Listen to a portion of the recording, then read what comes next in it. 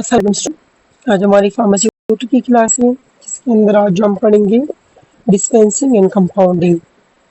Compounding क्या होता है? It is a specialised process to change dosages from solid to liquid and include the preparation, mixing, packaging और labelling of drugs in response to prescription written by licensed practitioner according to the need of patient। Compounding क्या होते हैं? जैसे आपके पास कोई भी पर्ची आती है फार्मेसी के अंदर और अगर उसमें जो भी लिखा होता है वो जो दवाई आप बनाते हो, कुछ क्रीम्स होते हैं जिसमें हम 2-3 क्रीम को मिक्स करते हैं, तो उसको मिक्स करना और फिर उसको एक कंटेनर के अंदर पैक करना और फिर उसके ऊपर नाम वगैरह लिखना, ये सारी चीज़ें कंपाउंडिंग कहलाती है।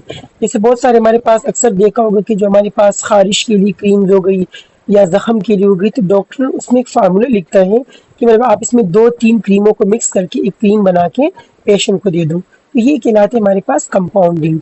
या हमारे पास कुछ सॉलिड होते हैं जिसमें से हमें सिरप में कन्वर्ट करना होते हैं बच्चों को, तो उसमें भी हमें डॉक्टर एक फार्मूला लिख के देते हैं कि भाई आप इसमें इतना वाटर मिलाओ और फिर वो आगे हम पेशेंट को देते हैं। तो ये हमारे पास कहलाती है कंपाउंडिंग। डिस्पेंसिंग क्या होता है? Dispensing is the pharmacy act and consists of the removal of 2 or more doses from bulk drugs container and placing them in another container envelope for later use by patient। Dispensing का मतलब क्या है? जैसे आप pharmacy में खड़े हो और कोई भी आपके पास पेशेंट पर्ची लेके आते हैं जिसको हम प्रिस्क्रिप्शन बोलते हैं, अगर उसमें लिखे पेनाडोल लिखा है, उसमें ब्रोफिन सिरप लिखा है, एगमेंटिन लिखा है और आप वो निकालते हो और उसको फिर पैक करके पेशेंट को देते हो, तो ये पूरा प्रोसेस कहलाता है डिस्पेंसिंग। या हम दूसरे जबान इसको शॉर्टकट ये भी कहते हैं कि dispensing is concern with the preparation and supply of medicine. Medicine बनाना और वो पेशेंट को आगे सप्लाई करना, तो उसको हम कहते हैं dispensing. Basic principle of compounding and dispensing. Today, most dosage form of medication are already pre-packaged by the manufacturer, and thus the pharmacist's role is more in the redistribution of medication and the clinical aspect of pharmaceutical care. However, the basic principle of compounding and dispensing are very much important for them. हमारे पास क्योंकि पहले ज़माने में जो medicine आती थी वो एक पैकेट में आती थी खुली मेडिसिन, अभी भी आजकल बहुत सारी क्लिनिक्स में होती है जिसमें से वो निकाल के एक छोटी सी थैली में देती है। लेकिन आजकल जो मेडिसिन है वो पहले से पैक आती है। अगर एक मेडिसिन का कोर्स 7 दिन के, तो वो एक डब्बे के अंदर 7 गोलियां ऑलरेडी आती, तो आप पेशेंट को डायरेक्ट दे सकते हो। लेकिन क्योंकि द फार्मासिस्ट और फार्मेसी टेक्नीशियन आपका काम होता है कि आपको ये भी देखना होता है कि मेडिसिन का आपस में कोई रिएक्शन तो नहीं है, इंटरेक्शन तो नहीं है, तो इस वजह से इनका रोल बहुत इंपॉर्टेंट है। General guidelines for the compounding and dispensing क्या है? सबसे पहले wear a freshly launder overall coat. सबसे पहले तो आपने लैब कोट पहनना है, लंबा सा lab coat.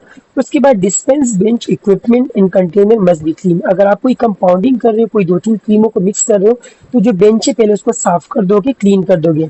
Read the prescription carefully, make sure you understand it and that is legally corrected. अब आपके पास जो फार्मूला आया हुआ है, जो प्रिस्क्रिप्शन है, इसको आपने ध्यान से पढ़ा और ये भी देखने कि वो लीगल है। ये ना हो डॉक्टर से गलती हो गई, उसने इलीगल चीज़ लिखी हो, या जो उसने कोई क्रीम बनाने का वहाँ पर फार्मूला ऐड किए उसमें कमी बेशी हो गई, तो ये चीज़ आपको चेक करनी है। उसके बाद इंश्योर दैट द प्रिस्क्रिप्शन है the name and signature of prescriber and stamp of the health care centre. यानी उसके बाद आपने देखनी कि उसके अंदर जो पेशेंट का नाम होना चाहिए और उसके अलावा पेशेंट का नहीं, सॉरी, प्रिस्क्रिप्शन के ऊपर जो ना वो जो डॉक्टर होते हैं उसका नाम होना चाहिए, उसका सिग्नेचर होना चाहिए और जिस हॉस्पिटल का है उस हॉस्पिटल का स्टैम्प होना चाहिए। Ensure date the prescription is dated in is the name of the patient.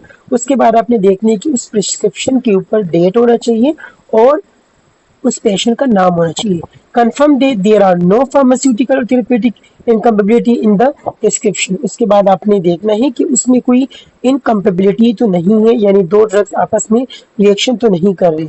If necessary find the formula of the preparation, और अगर आपको ज़रूरत पड़े तो आप खुद ही इंटरनेट से या बुक से उसका फार्मूला निकालो और उसको करेक्ट करवा दो अगर कोई मिस्टेक हो।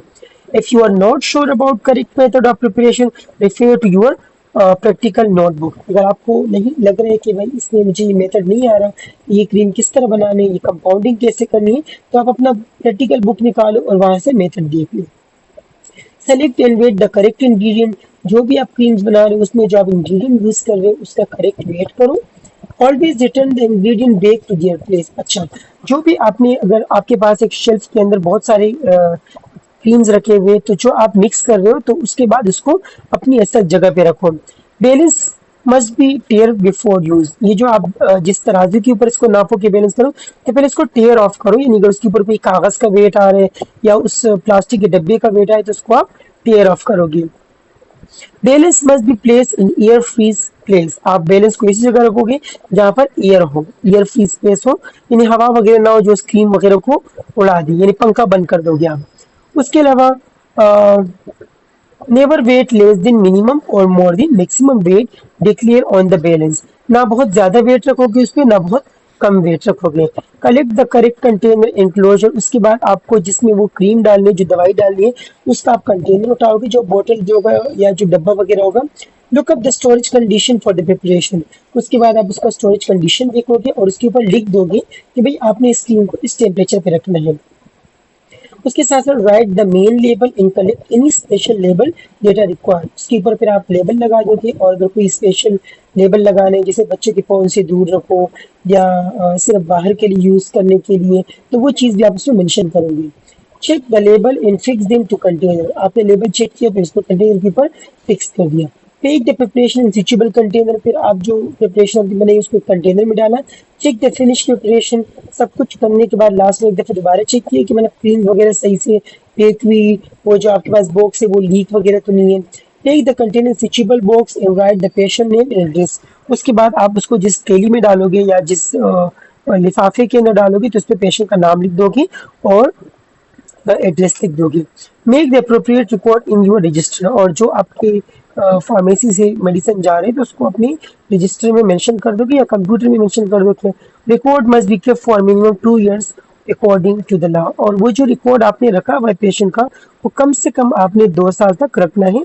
2 साल के बाद भले आप उसको डिलीट कर दो कंप्यूटर से या जगह रजिस्टर है तो उसको गिरा दो, लेकिन लॉ के मुताबिक आपने उसको 2 साल तक अपने पास मेंटेन रखना है। तो ये हमारा आज का टॉपिक था। उम्मीद है कि आपको समझ आ गया होगा।